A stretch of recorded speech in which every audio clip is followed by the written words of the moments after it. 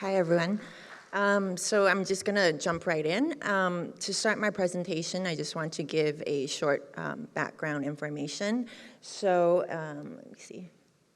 Okay, so in 2020, a large media conglomerate in Taiwan called SET Group became the largest shareholder of a private zoo that's based in southern Taiwan, and they're called 1P World Safari Zoo. And SET operates 8 television channels, and they operate companies in other sectors as well. So soon after taking over this zoo, they initiated plans to import reticulated giraffes from Africa, and not just giraffes, actually white rhino, antelopes, and zebras as well.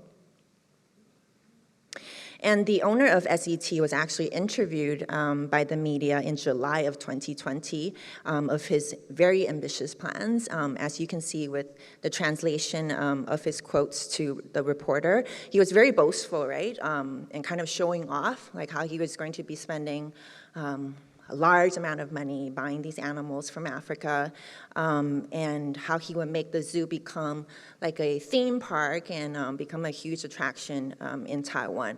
However, we only became alarmed in May of 2021, which was almost a year after this media interview, when we got confirmation that the Forestry Bureau had actually issued an import permit to 1P, and they had actually built a new giraffe enclosure at the time. So although we didn't know the exact dates of the import itself, we knew we had to act pretty quickly.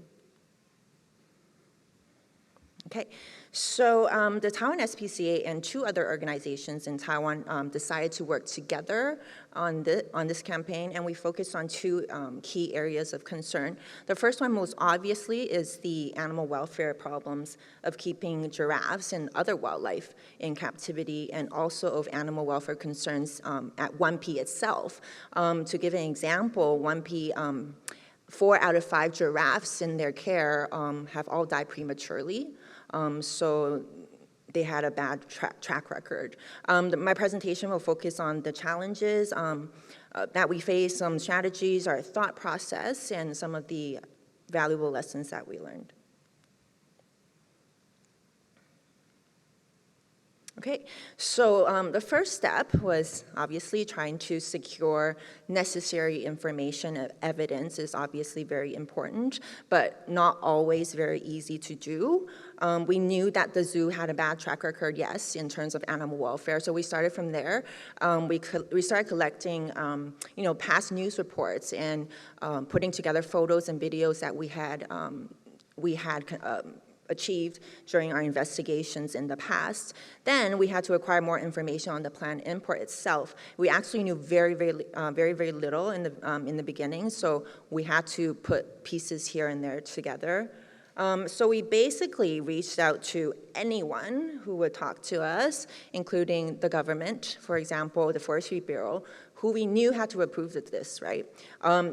They wouldn't tell us very much at first, so it actually took many phone calls to just get bits of information. And we actually reached out to industry people, such as a representative from the Taipei Zoo, who we knew, would know of something that's happening, and also local NGOs in Tainan, which is a city in southern Taiwan, and also international organizations for information regarding CITES, the situation in Eswatini, where the animals are coming from, and yeah, this is a mind map that we use, because there was a lot of information. It's always useful to use something like this. Okay, so then we started to educate ourselves on the legal framework and science we knew that we needed in order to build a persuasive campaign, right? It was our first time trying to stop such a large international import of animals. So we had to really understand, current Taiwanese laws involving the import of wildlife. So we have different regulations for general wildlife, for endangered animals, for CITES animals. We had to understand the different governing authorities, CITES regulations, and things are more complicated for us in Taiwan, as we're not a member of the UN, so we have not been able to participate formally in CITES. However, our government does adhere to CITES regulations regardless, and actually, on top of that, Eswatini actually took a reservation against the listing of giraffes in 2019, which means they don't plan on following the CITES regulations or process in regards to giraffe trade. And also, we had to do, of course, our research on the species that we were dealing with. So taxonomy, distribution in the wild, their welfare needs, behavioral needs, all are very important information. Sorry, I'm just going really quickly because of time. Okay, so it was also very challenging to figure out the logistics of the campaign because we knew we had to do everything very, very quickly, and we really wanted to have a press conference on World Giraffe Day. Great opportunity, right, to bring media attention, but that meant we only had about 3 to 4 weeks. And although Taiwan didn't have a lockdown, COVID lockdown at the time, it was still the height of COVID. So we decided for the first time to do the press conference online, which we've never done before. So that was quite stressful. We didn't know how effective that would be. And last minute, we made the decision to do 2 press conferences instead of 1, which is also not an easy decision to make because we fear reporters would maybe not be so interested in the second one. But actually, it was a great decision as it built up public and media momentum. And then we had to figure out how to package or condense the mass amount of information that we had gathered. So we have a saying in Taiwan that we remind ourselves all the time, if you have too many focuses, you lose focus. So it's very important to figure out how you try to convey your messages. Okay, so I think what made this campaign successful was using different approaches to communicate why the import needed to be stopped. So we knew the zoo would be a main target. In 2014 at the SPCA, we actually conducted investigations into zoos across Taiwan when we were trying to push for legislation for the regulation of zoos. And 1P was actually on our top 10 most horrible list in 2014. So our first press conference was focused on that. Then our second target was the government.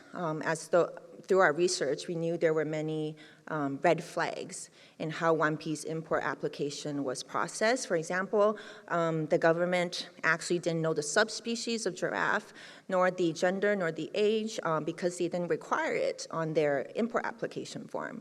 And also, we found out the government was clearly confused with the nuances of CITES. They thought that because Eswatini took a reservation against the listing of giraffes, that giraffes from Eswatini were not considered to be CITES animals. And so they thought that they did not need to adhere to regulations of acquiring a non-detriment or legal acquisition papers, which is not true. So because of all these flaws, we really had a strong argument of why the government needed to revoke the permit that they had given out. Okay, so, and we also put a lot of emphasis on questioning the source of these animals. So again, the government would not tell us much information. They would not tell us the exact place where the animals were coming from. We did try to ask the zoo, and of course, they wouldn't tell us. But through our own research, we were pretty sure that there were no reticulated giraffes in Eswatini, as told to us by many experts and international organizations. There were no records of reticulated giraffe exports from their native countries of Kenya, Somalia, Ethiopia. So we raised the point that the possibility of illegal wildlife trafficking was there. So we raised a reasonable doubt. And then we were able to confirm through some of our own research and investigation and from a Taiwanese national based in Eswatini that the animals were actually coming from a place called Big Game Parks. So we started looking into BGP and their track history and found that the owner, Ted Riley, was a big supporter of trophy hunting, the ivory rhino horn trade, wildlife trade. He had ties to the royal family. So basically our second press conference was focused on this aspect. So I must say this campaign would not have happened if we did not work with other local and international organizations. So I would really like to acknowledge all our partners. Locally, we worked with TAEA and EAST, and all three of us are, quite small organizations. We only had about 2 staff from each group working together on this campaign. But we were able to delegate, different work to different groups. And so I guess for smaller organizations, it's crucial to find partners that you can work with, especially if you have such a big issue that you're trying to confront. And also, I'd like to thank Iris, who was working at HSI at the time, for her help. She connected us with her colleagues in South Africa and then introduced us to Mark from Born Free and Fred Berkovich, who is a giraffe expert. And they both gave us tremendous help. Like I had maybe 1,000 questions, and they were answering all my emails like late at night. So, and we also had the support of AfA and PETA, who helped us send appeal letters in order to add international pressure on the government. And for the campaign, we knew we had to engage with different stakeholders, right? So first, the government. Different authorities obviously have different responsibilities. So we thought that if we could convince just one of them, that we may have a chance. And of course, it's important to build these connections with the government on a regular basis, so you know who to contact.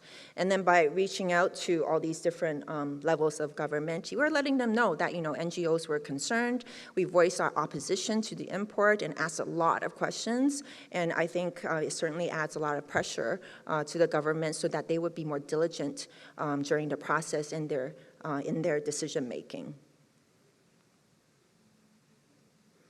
Okay, so next, we work with legislators who are important during this whole process. We actually invited legislators from 3 different political parties to attend our press conferences, and they actually assisted us in inviting the government officials. And one of the legislators helped us to acquire documents from the Forestry Bureau, like one-piece import application, as you can see on the screen, which we could not get ourselves.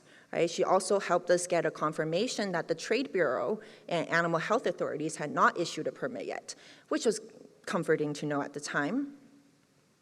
And so these documents that she helped us acquire confirmed that the zoo was importing 18 giraffes, 5 different subspecies of antelopes, totaling 75 animals, and 10 zebras. So this was over 100 animals that was going to be imported from Eswatini. So then from this, we knew the government basically flat out lied. So during our conversations with them, they claimed that they didn't have this sort of information.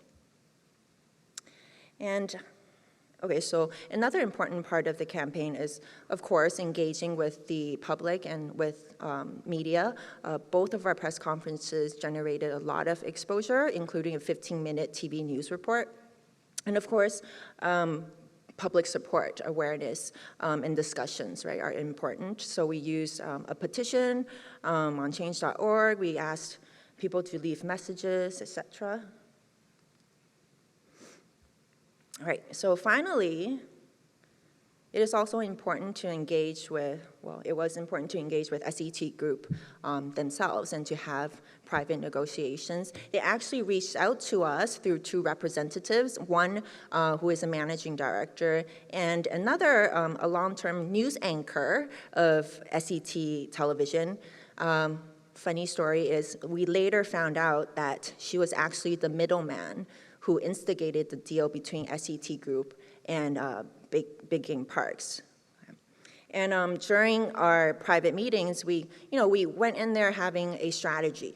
Okay, so one group would play the good cop, whereas our role was to be straight to the point, or playing the bad cop, telling them that we are going to continue to fight this publicly with a public campaign. If they don't stop this import, it'll be very damaging to them from a PR perspective. And then another interesting story, so during negotiations, actually, they asked us, they proposed that what if they cut the import number by half, right?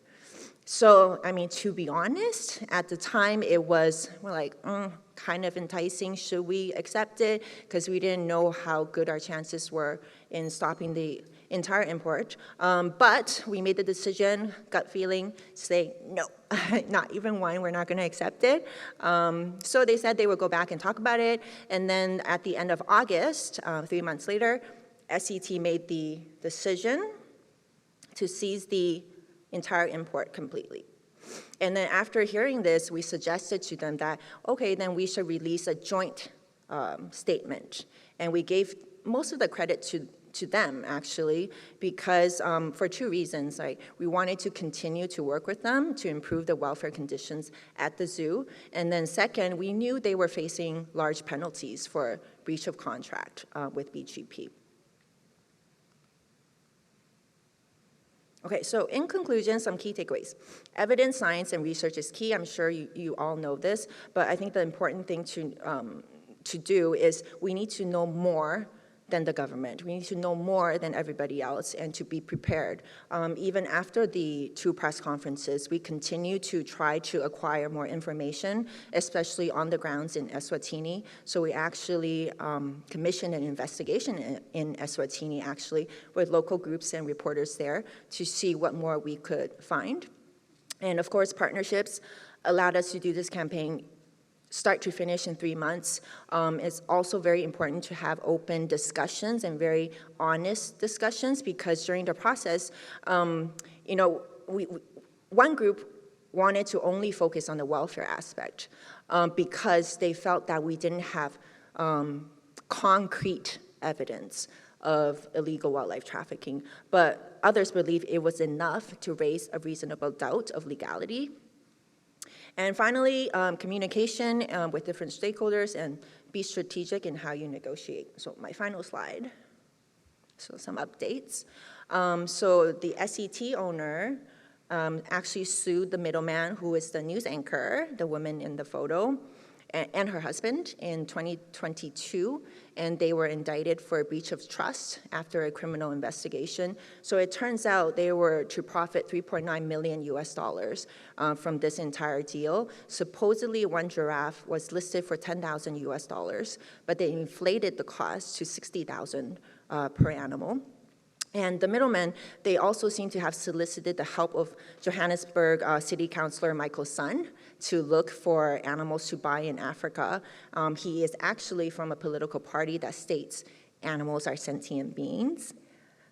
But unfortunately, in 2021, we heard of some news that there was talk 1P were looking to buy animals from zoos in the US. But with our ongoing zoo campaigns since 2014, 2015 until now, I really do believe there is a lot more public awareness now on this issue.